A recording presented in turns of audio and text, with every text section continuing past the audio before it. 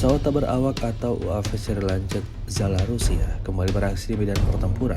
Rekamannya ramai beredar di media sosial Telegram pada Selasa 5 November 2024. UAV Lancet Zala Rusia bekerja secara intens melakukan penyerangan terhadap kendaraan militer angkatan bersenjata Ukraina yang mengirimkan amunisi dan makanan ke posisi musuh di daerah perbatasan Kursk.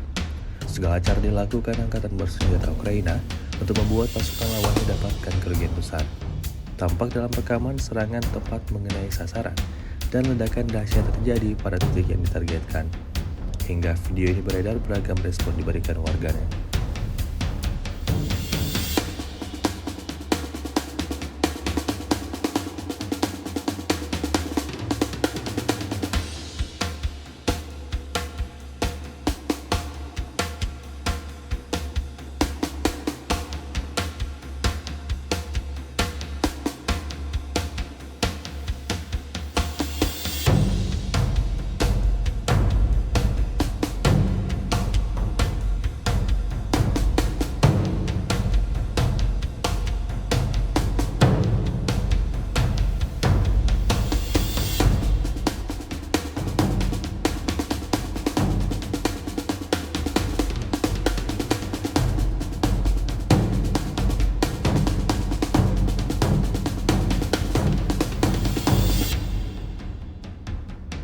Download Tribun X sekarang, menghadirkan lokal menjadi Indonesia.